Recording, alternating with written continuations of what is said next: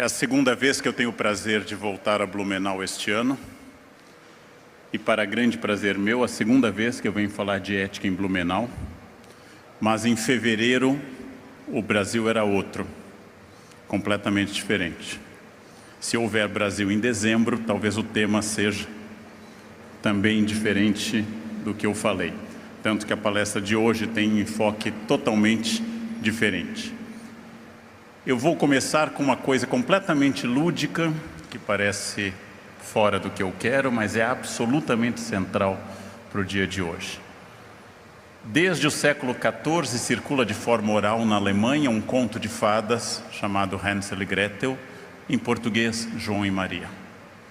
Esse conto de fadas, no início do século XIX, foi escrito por dois pesquisadores, os irmãos Grimm, que colocaram no papel uma história que circulava oralmente, como no Brasil, as histórias do Saci, que só foram coletadas depois por Monteiro Lobato. Eu tenho que repassar brevemente essa história do romantismo alemão, ou seja, do início do século XIX, que conta um caso talvez estranho para os dias de hoje. Um casal de camponeses está passando por uma crise profunda, falta de recursos, fome. É possível que essa história tenha se originado na grande fome do século XIV. Este casal toma uma decisão estranha para o padrão de hoje. Lembrem-se que no século XIV não havia amor dos pais pelos filhos. Essa é uma invenção posterior. Mães e pais não amavam os filhos. Estamos diante de uma crise de comida. Temos que eliminar aqueles que são consumidores e não produtores, as crianças. Os pais levam as crianças até o meio da floresta para abandoná-los e através de um estratagema do João, ele solta pedrinhas e acha o caminho de volta. Na falta de Waze, João lança a mão de pedrinhas. Os pais decepcionados veem os filhos de novo em casa à noite. No dia seguinte, levam mais longe. João, que não tinha conseguido acumular pedrinhas, solta migalhas de pão, mas os pássaros, também famintos, comem, e eles se perdem na floresta. Duas crianças no meio do mato, onde há animais, há frio e há fome. Perdidos, assustados, apavorados, os dois irmãos encontram numa clareira uma coisa maravilhosa, uma casa cheia de glicídios doces.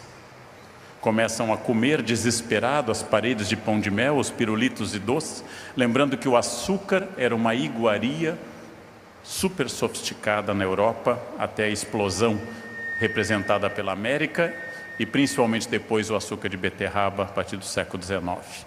João e Maria estão comendo, mas quem construiu aquela casa de glicídios é uma feiticeira que tem carência de proteína e quer atrair crianças para comê-las.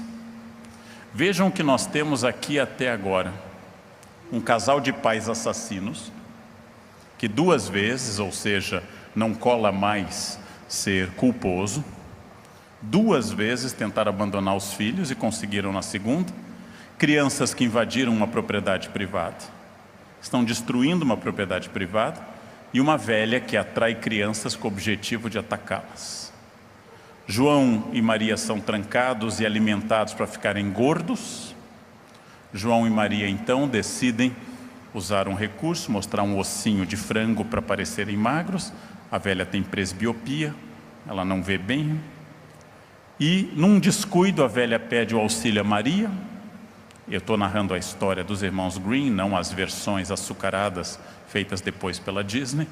Num discurso, Maria empurra a velha dentro do forno e fecha. Os dois não apenas conseguiram matar a mulher que queria matá-los, mas conseguiram matar de forma cruel. Roubam a velha, pegam tudo que ela tinha e retornam aos pais cheio de ouro. E os pais então os recebem felizes, animados, recuperam aquele amor pelos filhos que eles não tinham até então. Você conta essa história para os seus filhos e diz: durma bem, papai te ama. As histórias de contos de fadas são muito brutais nos séculos 18 e 19. La Fontaine, Perrault, irmãos Grimm, são muito brutais. Não se trata de um mundo de crianças que não podem ser traumatizadas. Não surgiu a geração mimimi, ainda não tem trauma infantil, não existe bullying. não existe coordenação pedagógica nas escolas, crianças apanham bastante. E essa história conta sobre o mundo real, o mundo de fome, o mundo de estratagemas para sobreviver. Agora vamos pensar nos valores envolvidos. Existe um imperativo categórico, a necessidade. Se eu não fizer caixa 2, eu vou à falência. Se eu não subornar o fiscal, a multa é mais grave. Se eu não subornar o guarda, eu vou ter excesso de pontos e eu preciso da minha carteira. Esse é o imperativo categórico, a necessidade. Se eu não fizer isso, todos fazem. Se eu pagar bem, meu concorrente paga mal e vai ficar melhor. Existe um valor ético, que é teórico, dever dos pais, vida humana, honestidade e assim por diante. Na verdade, todo choque de ética em qualquer lugar, de João e Maria a Blumenau, de Brasília a Porto Alegre, do Oiapoque ao Chuí, é sempre o choque entre o imperativo categórico e um valor ético. É sempre o choque entre a necessidade daquele momento e a realidade do que eu quero atingir. Neste caso, vamos avaliar os envolvidos num tribunal da consciência.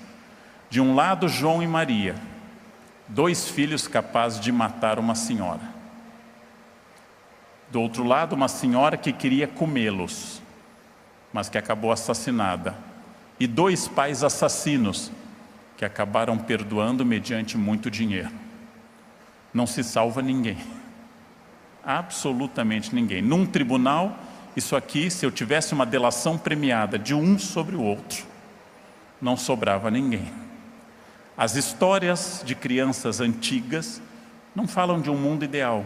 Não havia ainda Disney, nem o politicamente correto. Ela fala de um mundo que as crianças têm que cuidar para não serem comidas, abandonadas ou mortas. Tem que falar de pais que têm que tomar decisões duríssimas.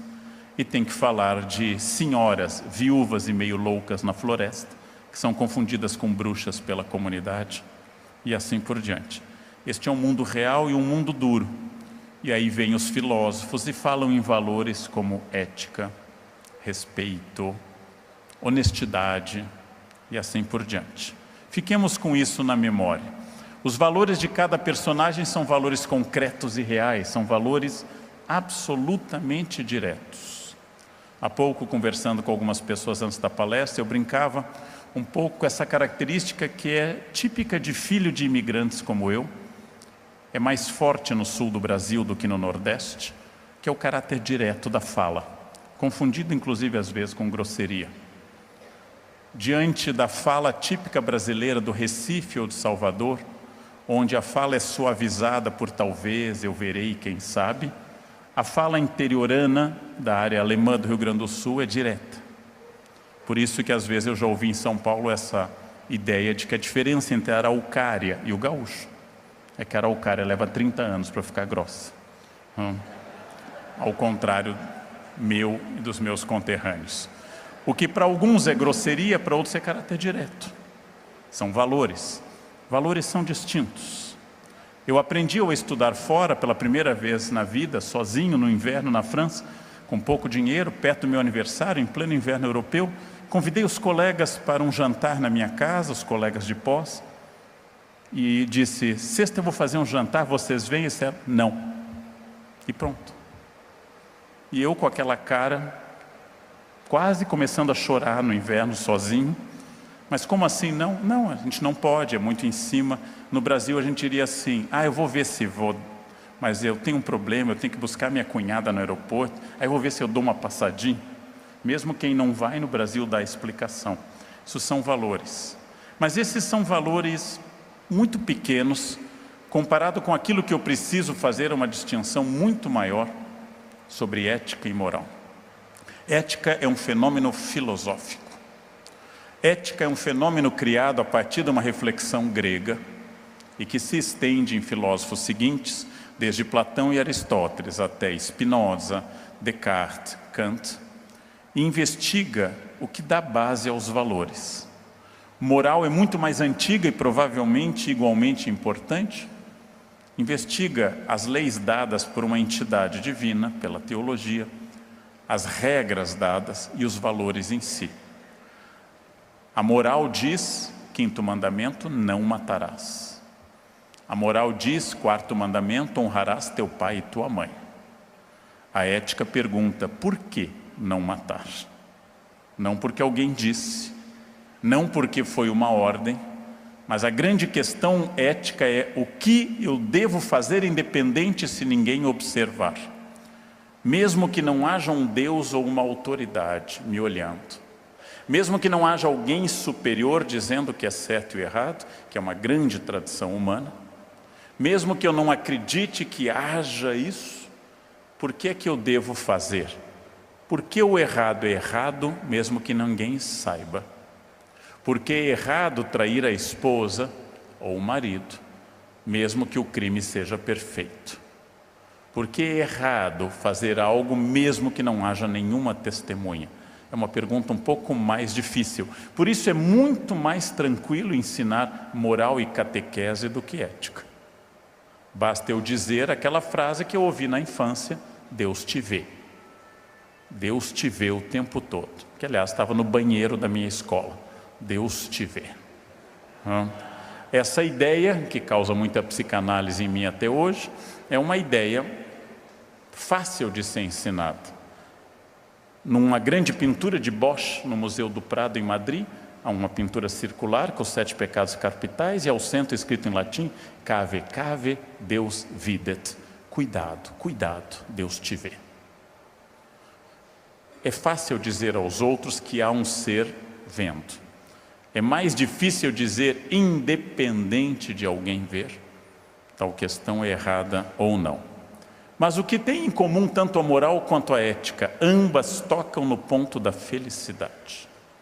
Tanto religiosos como filósofos prometem a felicidade. Uma dada por um ser superior e a outra dada pela consciência tranquila da reflexão racional.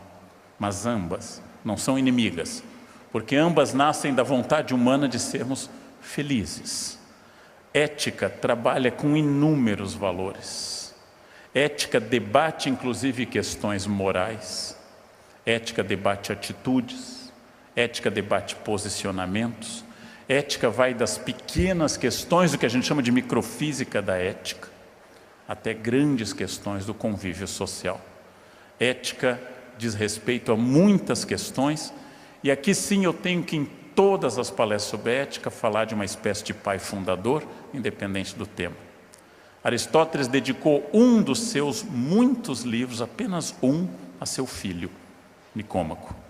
E esse livro foi o livro sobre ética.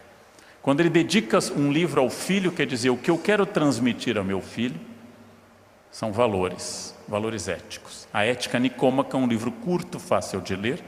E aqui tem um princípio que eu trago sempre que falo de ética, de Aristóteles. A virtude ética é adquirida pelo hábito, não nascemos com ela. Então ele rompe com Platão e nos diz que crianças podem ser educadas, que todo bebê é amoral. Nenhuma criança nasce com valores. Uma criança clássica é uma máquina de ingerir e expelir coisas. Ela não tem valores, não sabe distinção de nada. Logo, ética tem que ser ensinada. E o primeiro passo aristotélico, e que eu insisto em palestras, ética tem que ser ensinada para filhos, para alunos e para funcionários. Ética não nasce com as pessoas. Ética tem que ser ensinada. E haverá sempre menos ética na medida que eu, pai, eu, professor, ou eu, patrão, seja mais omisso. Quanto mais eu me omitir no campo da ética, ou quanto mais eu for um péssimo exemplo, mais eu estou impedindo o florescer da ética. Ética é um aprendizado, ética não é um dom natural, não faz parte do código genético, ética não é da natureza humana. Os animais não têm ética. Nenhum leão olha para a zebra e diz, não, você é uma zebra mãe de família, hoje eu não vou te comer. Nenhum leão faz uma reflexão ética, porque os animais só têm imperativos categóricos, fome.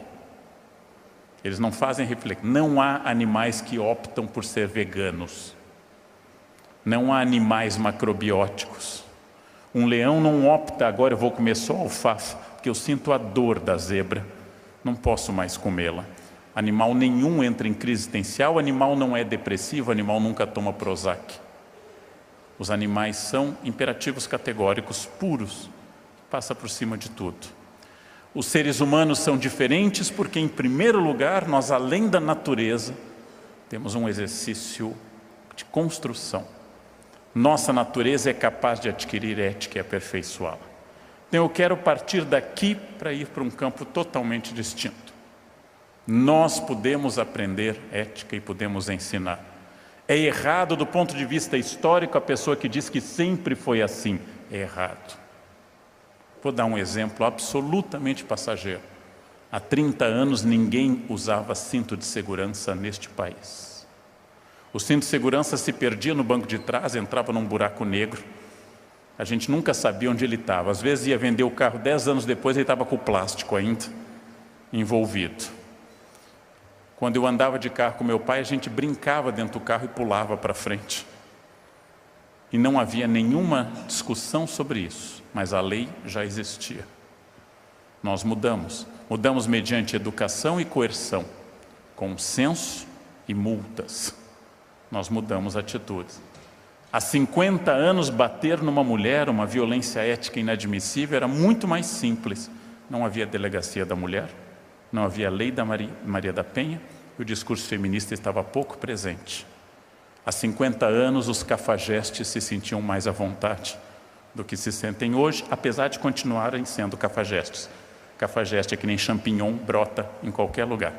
Mas hoje eles têm mais medo e mais vergonha. Há 70 anos, ser racista não era tão problemático quanto hoje, apesar de já ser uma imbecilidade. Os racistas hoje têm medo, porque racismo é crime inafiançável. As coisas mudam por coerção e consenso. Todos os nossos filhos com menos de 25 anos têm um discurso sobre o uso da água mais racional que a minha geração não teve. Todos os nossos filhos sabem que o sol faz mal. Nós íamos para o sol às 8 da manhã e ficávamos expostos, ainda passando raíto de sol, até o fim do dia. Nós éramos pré-melanoma a vida inteira. Tudo muda quando as pessoas mudam, nada é igual. Para haver equidade e justiça, eu tenho que lembrar que a base de toda justiça é igualdade para produzir a ética. Mas a lei não é absoluta e não é infalível. Mas ela tem 3 características contidas na figura de Tétis, a justiça. Ela é cega, ela é justa por causa da balança e ela leva uma espada na mão, ela é poderosa. Poder, incapacidade de fazer distinção entre as pessoas e a balança através de valores. Estes 3 símbolos da justiça são fundamentais para eu pensar a ética. Não há ética se houver desigualdade, não há ética se houver proteção de alguém e não há ética se não houver força. Toda empresa que implanta um código de ética deu um passo, o primeiro. Porém, há centenas de outros a serem dados. Os funcionários têm que entender que aquele código de ética não é um papel para eu dar para o estagiário que entra, mas é algo que vai direcionar a política que eu tenho com os meus fornecedores. Inclusive, tomando um caso de uma empresa onde eu estive, rejeitando fornecedores que não se comprometam a abolir trabalhos similares ao escravo. Ou seja, a espada, a cegueira e a balança. Aristóteles fala que há várias virtudes morais, como a coragem, a temperança, a veracidade, a calma, a modéstia. Todas elas são pastilhas no campo da ética. E eu tenho que lutar por todas elas. Não é ético quem é covarde, nem é ético quem é exagerado, que é o oposto à temperança. Não é ético quem é mentiroso, oposto à veracidade. Não é ético quem é vaidoso. Não é ético quem tem raiva ou ira, que levam ao descontrole da ética. Cada um de nós tem um campo desses de virtude e de defeitos. Cada um tem que se controlar num campo específico. Eu, por exemplo, considero um dos meus imensos defeitos o controle da raiva, porque eu tenho que controlar todo o tempo. Todo o tempo. Nunca bati num aluno, mas a vontade, ela é presente. algumas vezes. Até hoje, 33 anos dando aula, nunca esganei um aluno lentamente, sorrindo. Mas a ideia me ocorre várias vezes na cabeça. Acho uma vitória nunca ter feito isso. Ando no trânsito de São Paulo e nunca matei ninguém, mas não posso andar armado. Se eu andar armado, eu resolverei o problema do trânsito de São Paulo. Uma arma eu resolvo o motorista, um bastão de beisebol eu resolvo os automóveis. Um dia de fúria é a minha descrição se eu não tivesse o controle do caráter, mas é um controle enorme. As virtudes têm que ser cultivadas, os defeitos têm que ser reprimidos. Eu sou um ser humano, eu tenho todos os defeitos do mundo. Eu sou um ser ético, eu luto para botar esses defeitos para trás, mas estão lá me olhando e sempre me dizendo: hoje você ganhou, mas amanhã eu te pego. O campo ético tem, e esse é o nosso tema de hoje, eu tenho que falar a vocês do ponto de vista racional, por que é melhor ser ético e por que a vida com ética é uma vida mais fácil. E aqui eu vou dar uma das indicações importantes. Só pessoas éticas têm amigos. Pessoas não éticas, a ideia não é minha nem de Aristóteles, mas de um filósofo que escreveu um livro aos 18 anos, Discurso da Servidão Voluntária. Uma pessoa não ética tem apenas cúmplices e não amigos. Uma vida sem amizade é uma vida vazia. Uma vida sem amigos verdadeiros é uma vida desperdiçada. Só pessoas boas têm amigos. Pessoas desonestas têm cúmplices. Quem disse isso? O nosso querido Etienne de la Boétie. Ele disse que os maus não têm amizade, eles apenas se entretemem. Eu acrescentaria, os maus têm medo de uma delação premiada. Os maus olham para a pessoa que foi procurá-los, tem uma caneta espiã, um gravador, porque aparecer gravação ultimamente é moda. A pessoa que tem um amigo não precisa ter essa preocupação. Amigos são poucos e escassos ao longo da vida, e esta é uma lição que eu duramente aprendi. Nós temos centenas de conhecidos, mas temos poucos amigos. E eu já lancei uma vez e volto a dizer que há um teste eficaz, infalível, para vocês aplicarem sobre a amizade. Ao retornarem às suas casas ao longo dos próximos dias, reúnam os amigos e digam sobre o sucesso de vocês. Não falem de fracassos. O fracasso provoca solidariedade entre todas as pessoas. O fracasso provoca proximidade entre as pessoas. Se eu disser que tenho um câncer, receberei abraços todas as pessoas. O fracasso, a dor, a doença não é um sinal de amizade. Digam: eu estou bem, nunca ganhei tanto dinheiro, estou amando e sendo amado, estou fazendo um sucesso louco e vai melhorar. E olhem para o rosto da pessoa. É um teste infalível. Só um amigo vai sorrir e se emocionar com o sucesso de vocês. Os outros vão dizer: nossa, está meio exibido, né? Os outros vão se incomodar. Quem se incomoda não gosta de mim. Quem se incomoda concorre comigo.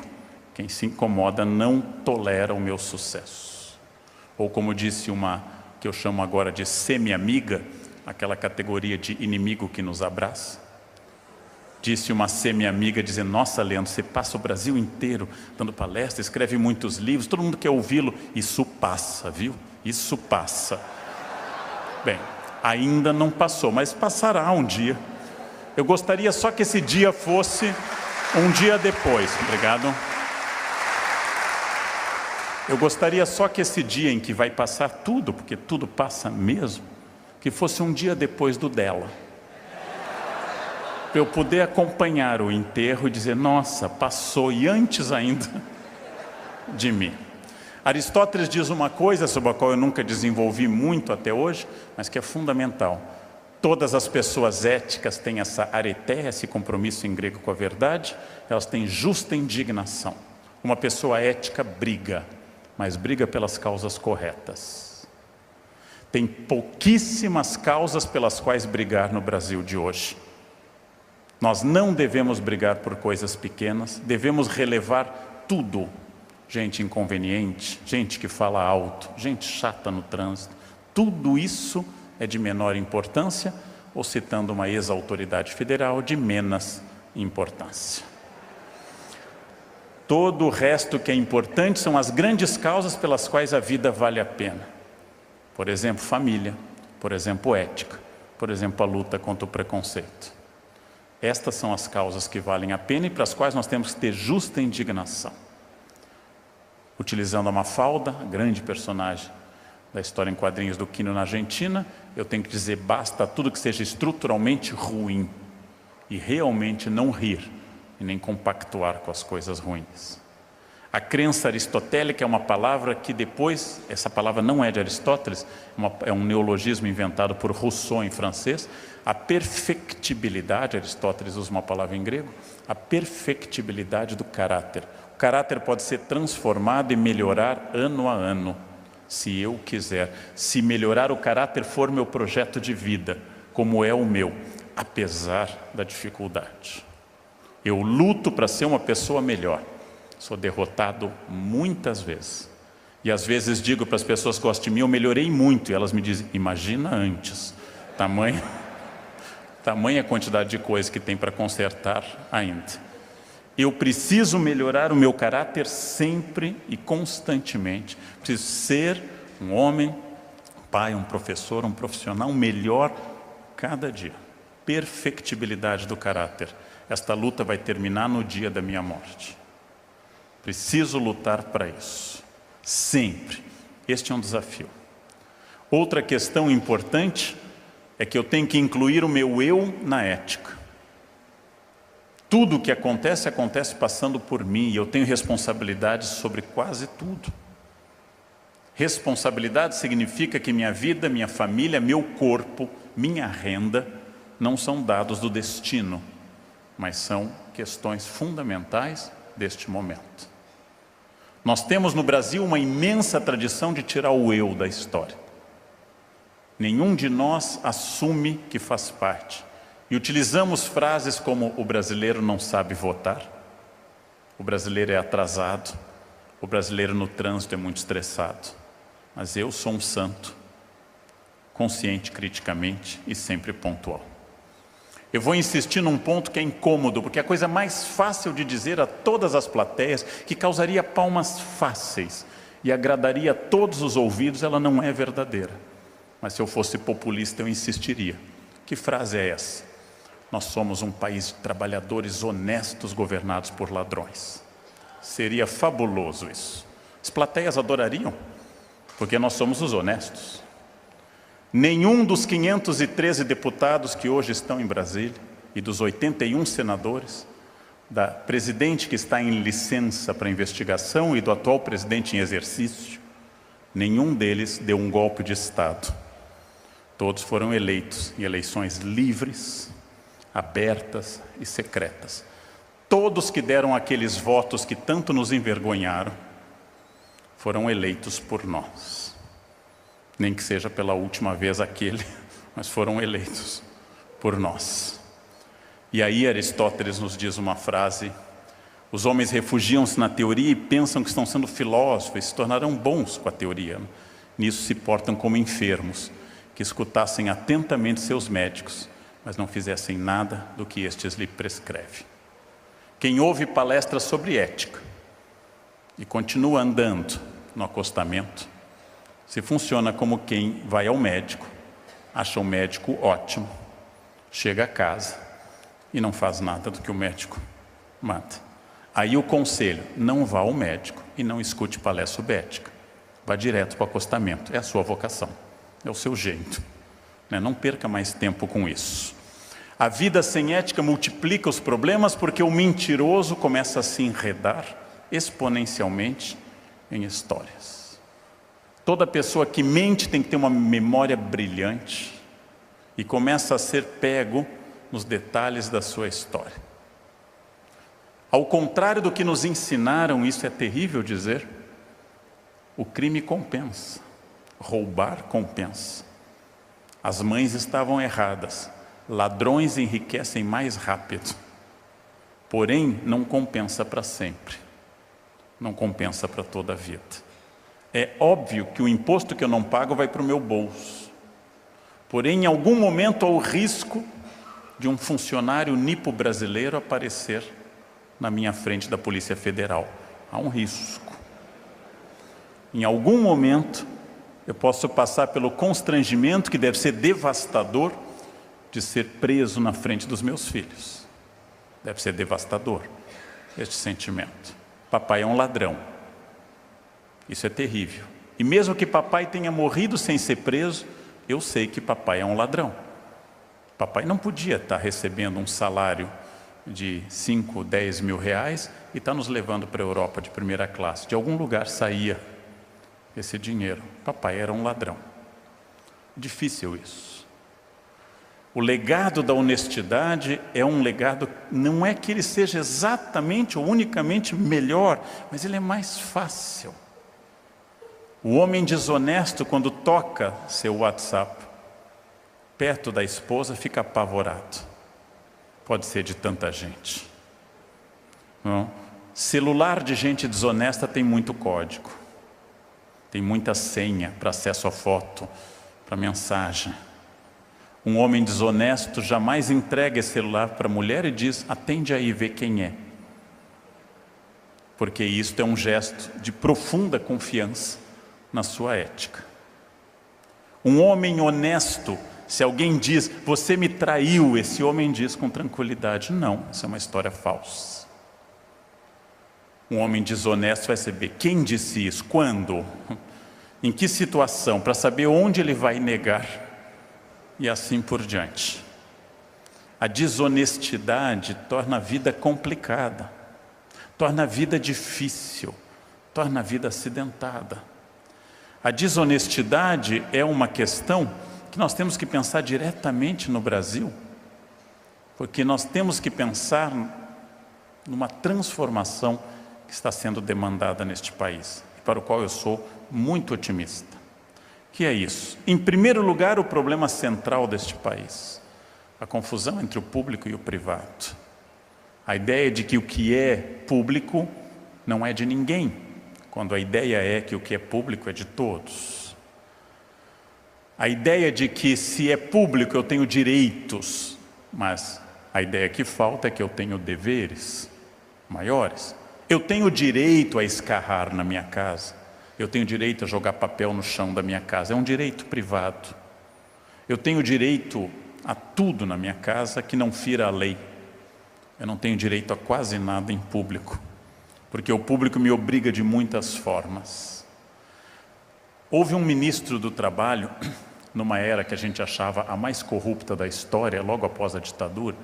Um presidente estava sofrendo impeachment, os jovens nem vão saber, a gente achava que nunca tinha visto tanta podridão no Brasil naquela época. Saudade daquele tempo que um Fiat era o ponto da corrupção. Houve um ministro do Trabalho que levou a cadela, de fato, a própria cachorra, para o veterinário em carro do ministério. Descoberto, ele deu a frase exemplar que cachorro também era gente. O ministro achava que a nossa crítica era ao tratamento dado ao cachorro. Não era. Podia ter sido levada ou não levada, o problema não era o cachorro, a cadela. O problema era o carro público, podia ser a esposa ficando no mesmo campo. Ou seja, podia ser a mãe, podia ser qualquer outra pessoa. Mas o ministro não pensava nisso. Como um administrador do Rio de Janeiro usava o helicóptero público para levar a babá e o cachorro para a praia. Este não é o problema. Babá também é gente, certamente mais gente do que esse governador. O problema é o público sendo utilizado para o privado. É o carro privado levando filhos para carro público levando filhos para a escola. Essa confusão no Brasil é muito difícil. Alguns governantes foram acusados de levar objetos do palácio. Eu não acho nem que seja de fato roubo, é que eles já não sabem mais a diferença. entre o que é deles e o que é do Estado. Parece separação de casal. Isso eu comprei em 1976, você não lembra? Parece que não há mais essa distinção entre público e privado. E outra tradição brasileira que é terrível, especialmente para quem tem cargo no Brasil, a interpretação da norma. O brasileiro tem uma dificuldade estrutural com a norma, ele interpreta. Eu achei que era para fazer isso, mas hoje estava chovendo. Mas veja, não tinha uma cláusula de umidade do ar para isso. Não, eu não vim para a reunião porque hoje é véspera de feriado. Eu achei que nas vésperas de feriado é muito difícil. O brasileiro acha muito. Às vezes a gente tem que dizer, aqui é um campo que você não precisa achar, só executar. E aqui é um campo que você pode achar. Interpretação da norma é uma característica nossa, muito forte no Brasil. Ela é um pouco da nossa alegria e um pouco do nosso terror. Provavelmente nunca haverá fascismo no Brasil, porque fascismo pressupõe colocar as pessoas em fila para saudar um Führer. Fazer uma fila no Brasil é um sacrifício. Um ia faltar, o outro ia perder, uma mãe ia estar doente, ia ter muito buraco na propaganda fascista.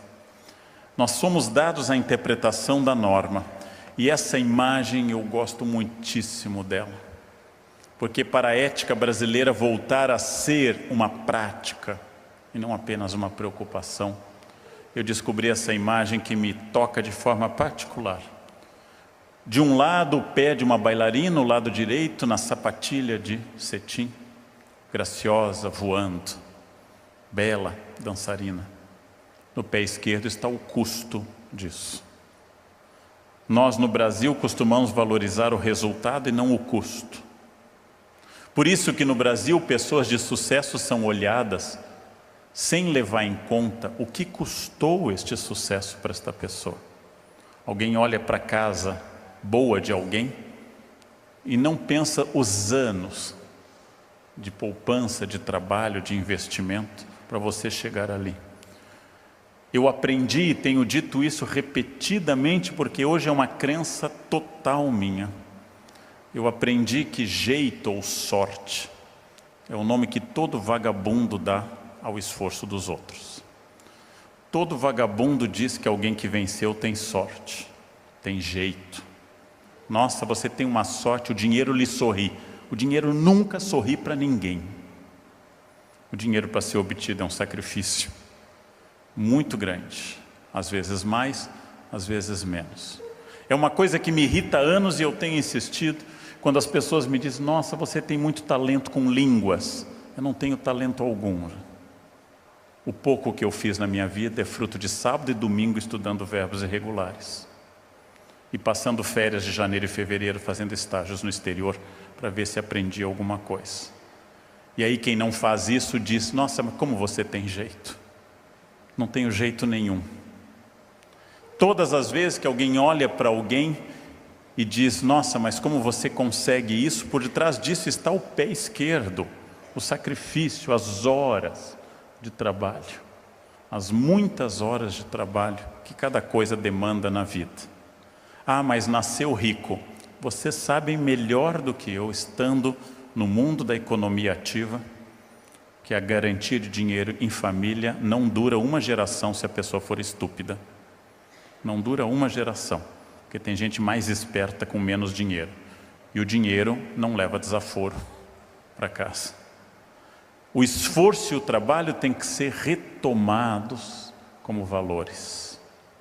Para isso eu preciso dizer às pessoas que têm menos, que elas têm que se esforçar, e aos que têm mais, que também têm que se esforçar muito para manter o que têm, ou se quiserem aumentar. E quando eu digo ter o que tem, não é só material, é também pessoal, habilidades e assim por diante. Ninguém merece nada na vida. Todos devem obter tudo. Ninguém merece nada. Ninguém vem ao mundo com uma cláusula de habilidade. Eu tenho que restaurar uma coisa importante, que é um projeto de trabalho associado à ética no país. E tenho que dizer a todas as pessoas, especialmente filhos, funcionários e alunos, que é preciso associar a vida a trabalho e ética por muitos e muitos anos. que o ponto no qual cada um de nós possa ter chegado é um ponto de um esforço extraordinário. Esforço do qual eu me orgulho muito, mas que provavelmente só eu sei o que custou estar aqui em cima falando para vocês. E provavelmente cada um de vocês sabe o que custou estar neste congresso hoje. O que tem na história de vocês que traz para esse congresso hoje. O preço que cada um de nós pagou. O quanto nós deixamos de aproveitar para aproveitar algo agora. O quanto tem do pé esquerdo no direito e o quanto tem do pé direito no esquerdo. Perspectiva é fundamental porque perspectiva me dá uma dimensão do ponto onde eu estou em relação aos outros pontos. Perspectiva é um estudo matemático e artístico para mostrar a distância entre os pontos. Perspectiva é aquilo que diz que a cada etapa eu tenho que ver de acordo com uma evolução, uma transformação, como a metamorfose da borboleta. Então vamos dar um pouco de perspectiva. Provavelmente encerraremos o ano com 7% de inflação e um desemprego passando da casa, provavelmente de 10% a 12% da força ativa. Está terrível? Vamos dar perspectiva.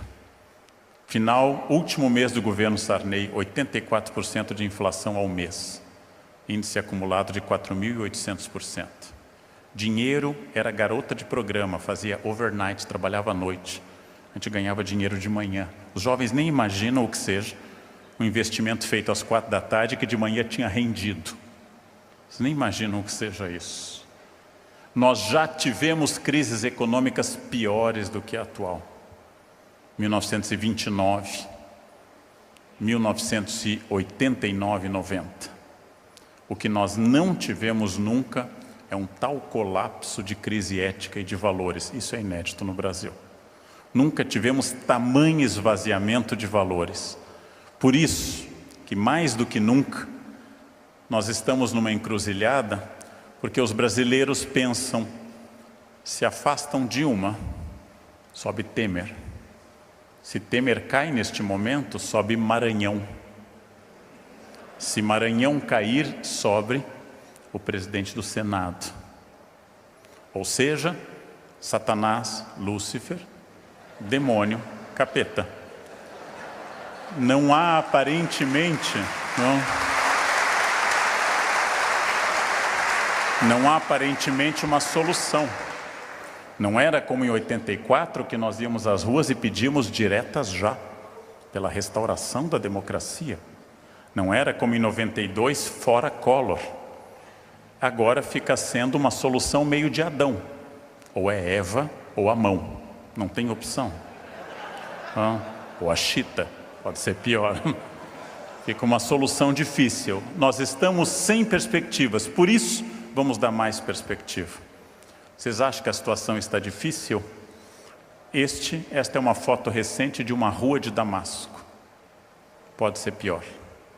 Num lugar que ninguém escuta ninguém, como a Síria, que a ética entrou em colapso, o inferno se instala. Vocês acham que o SUS é um desastre? Quase todos os brasileiros teriam motivo para reclamar do SUS, porque nem plano de saúde privado é muito bom, imagina o SUS. Esta é a Síria, onde não há nenhum plano de saúde, nem privado, nem público.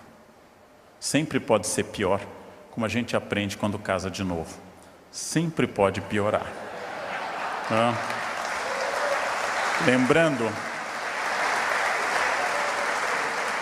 Lembrando com essas imagens que eu não vou dizer a alguém que tem dor de dente que leucemia é pior. É pior. Mas a minha dor de dente continua lá. Tropecei e bati o dente. É melhor que amputar. Sim. A Síria está pior porque a Síria entrou em colapso ético total. 3 poderes. Um governo corrupto e ditatorial, uma oposição sem escrúpulos e o Estado Islâmico, que nem precisa classificar. Na Síria, o colapso da ética, o colapso da vida civilizada.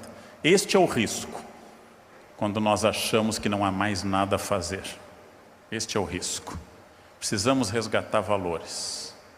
Precisamos resgatar valores que valham a pena acreditar. Precisamos resgatar o valor do trabalho, precisamos resgatar os valores das pessoas que amamos. Precisamos resgatar os valores desta vida produtiva, que vale a pena, dito mesmo por alguém que talvez não esteja fazendo isso, mas é verdade a frase. Esqueça um pouco da crise e trabalhe. Quem lembrou isso provavelmente não está fazendo, mas é uma frase verdadeira.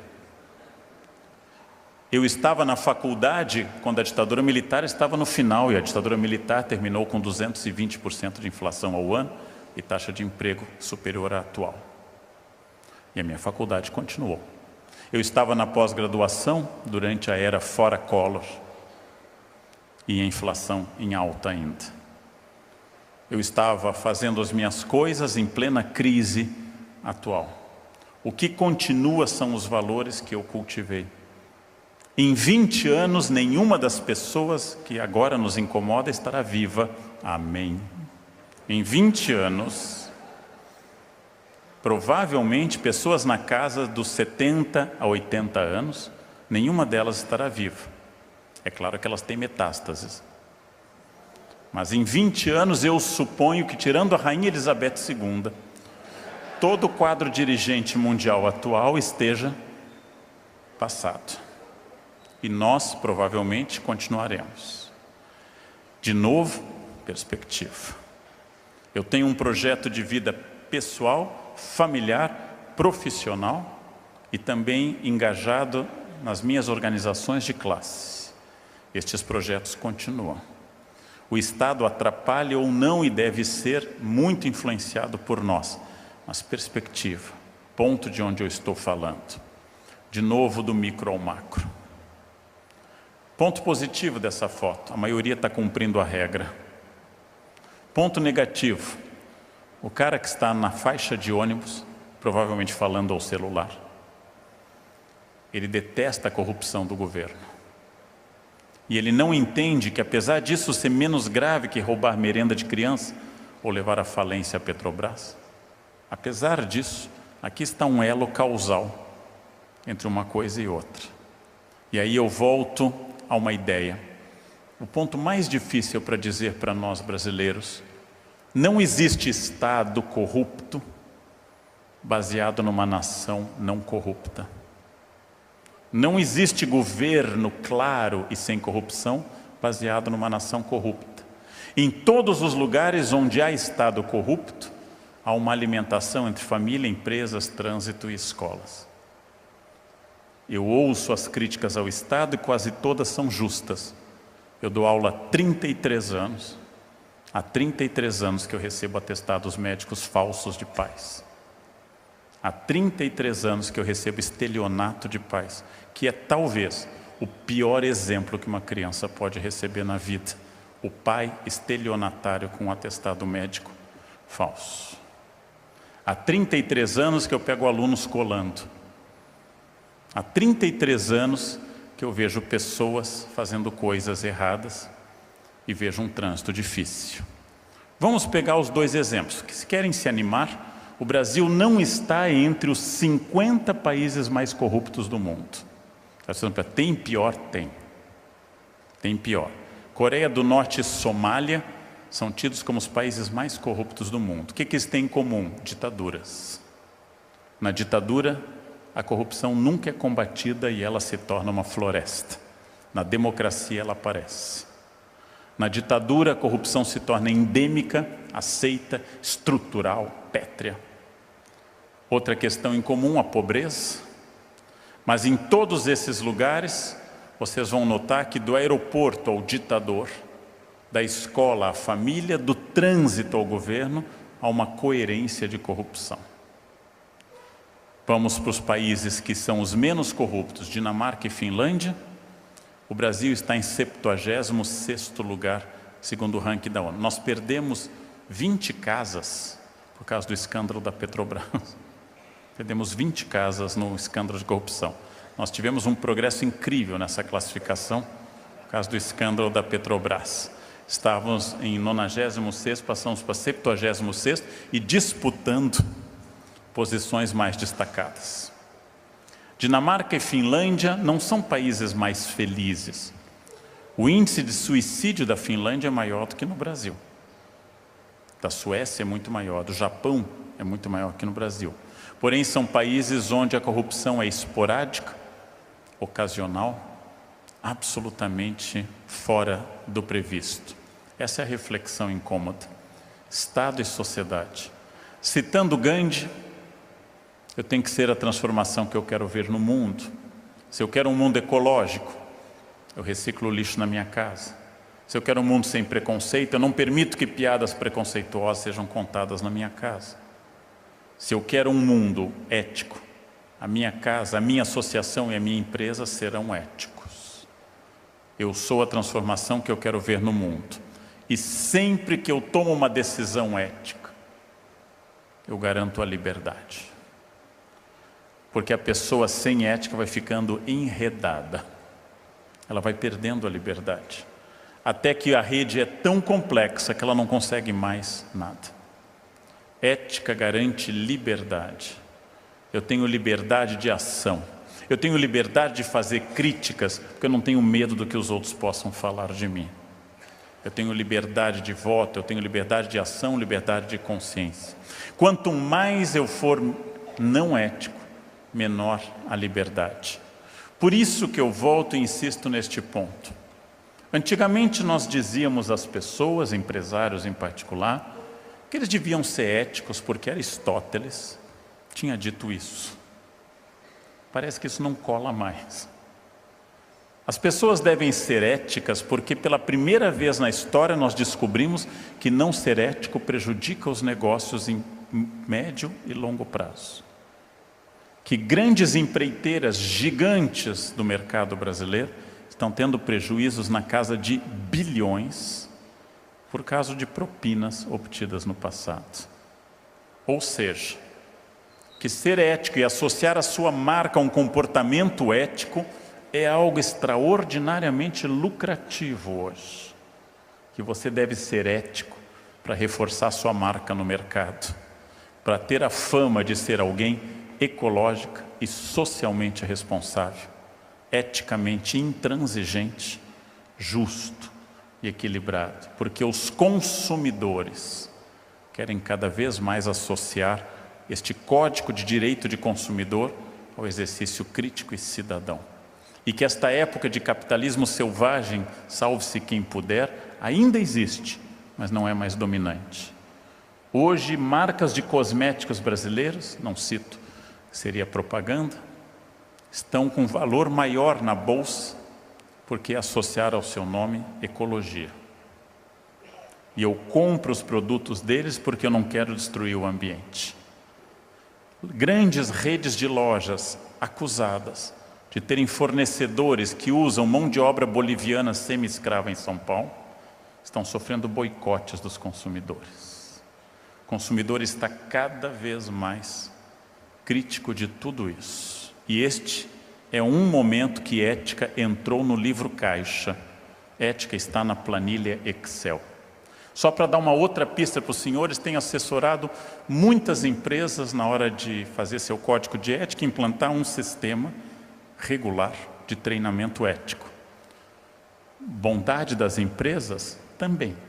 Em alguns casos, sim.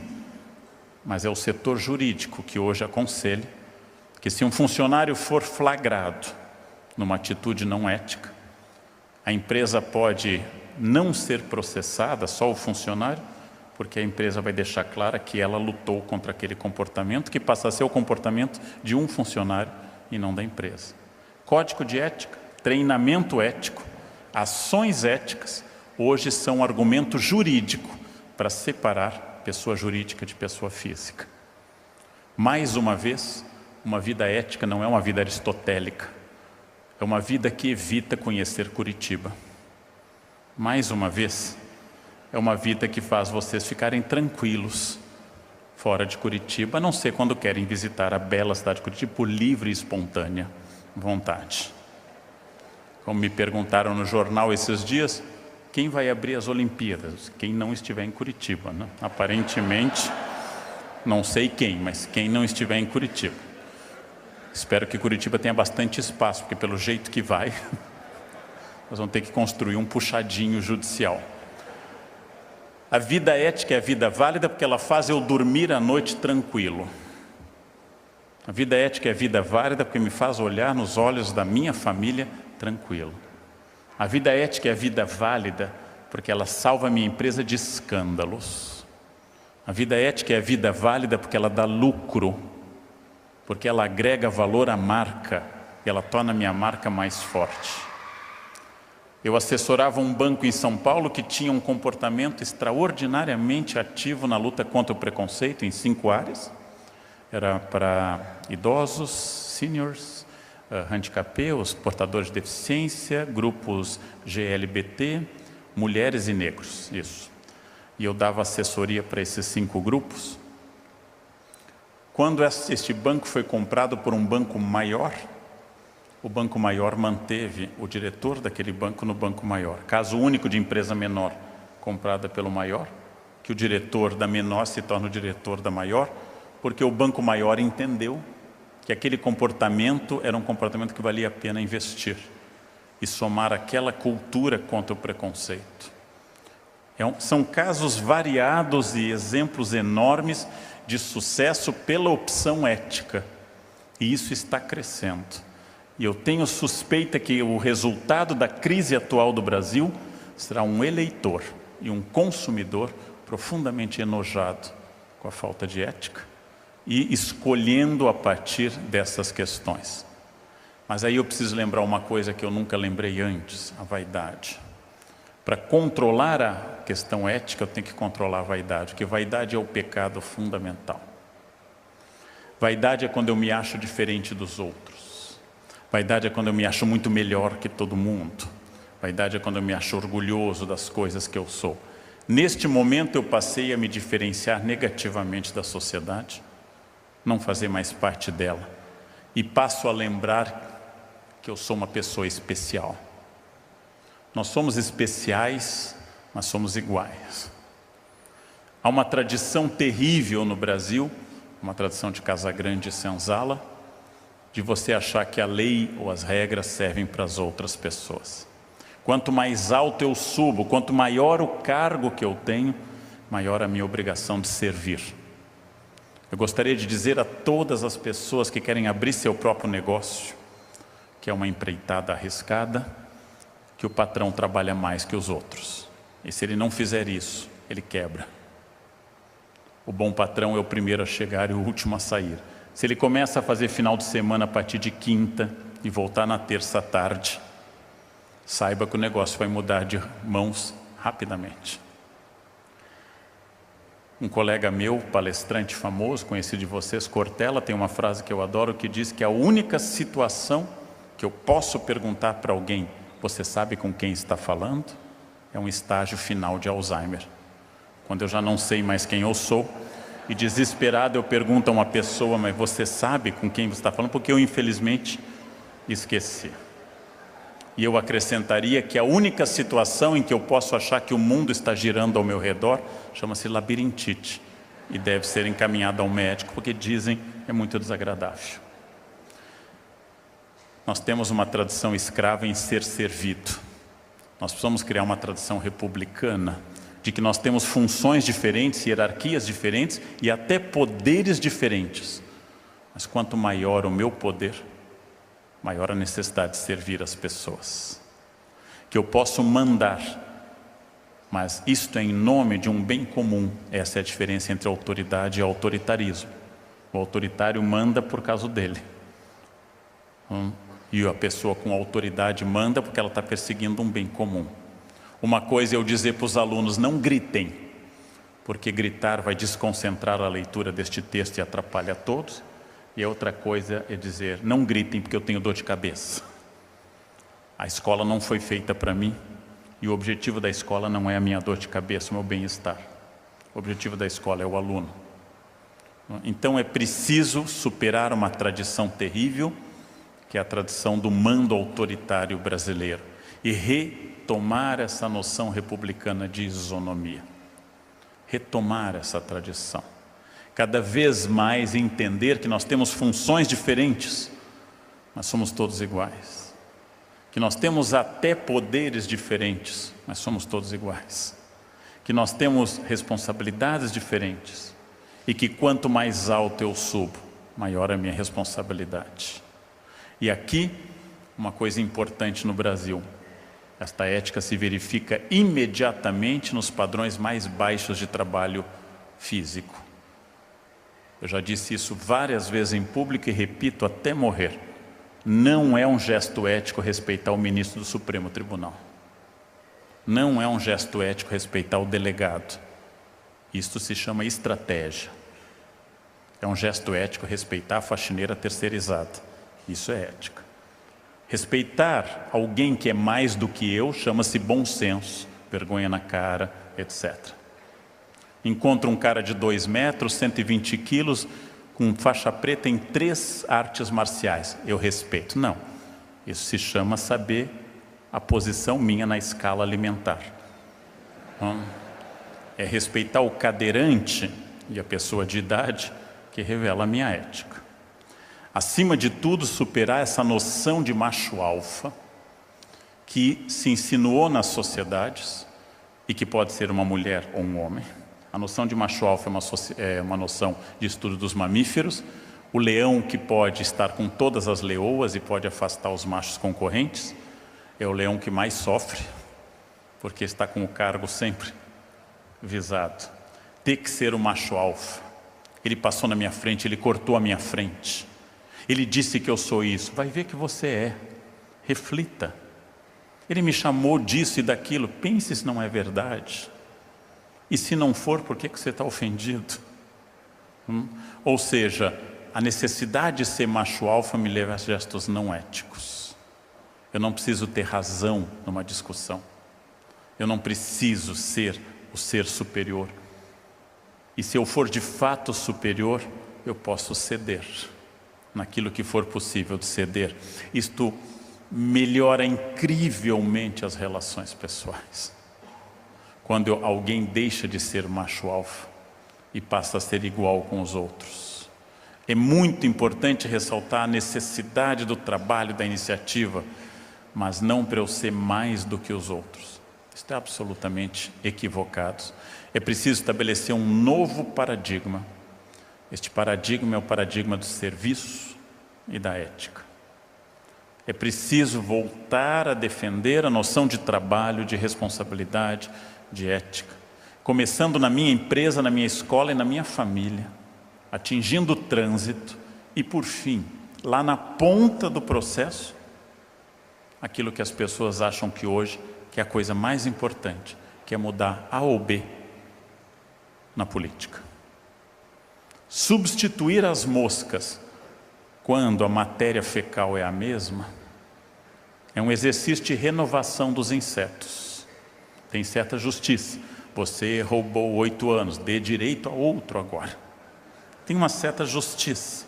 Vamos dar direito, chama-se distribuição de renda. Mas enquanto não mudarmos a matéria fecal, as moscas são indiferentes. Justa indignação por aquilo que eu tenho que me indignar, protesto contra aquilo que deve ser protestado, e com o resto, muito importante, a escolha ética não garante o paraíso, mas tende a evitar o inferno. Nunca, gente. Obrigado. Nunca haverá o paraíso imediato para nós humanos, mas a escolha ética garante que não vira o inferno. Sempre haverá gente desajustada, violenta, e sempre haverá ladrões, mas nunca deixar que eles dominem e transformem no inferno.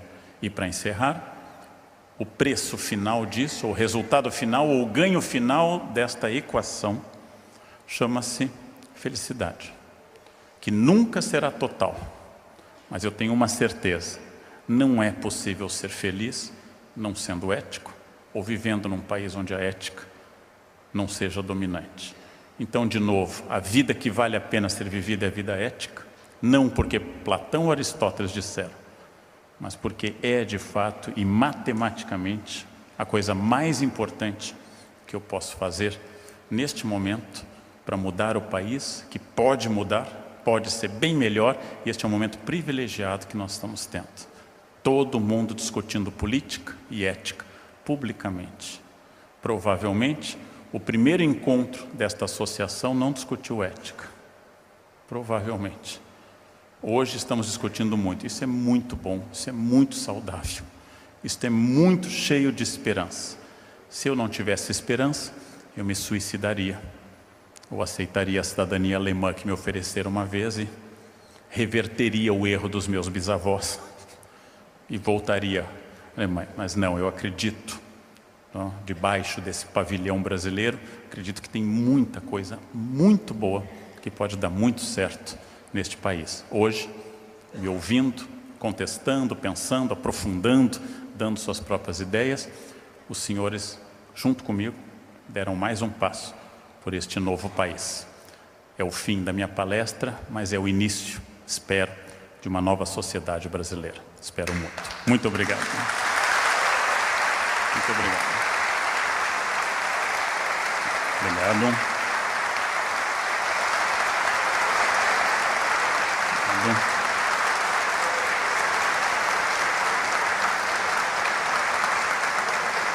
Muito obrigado.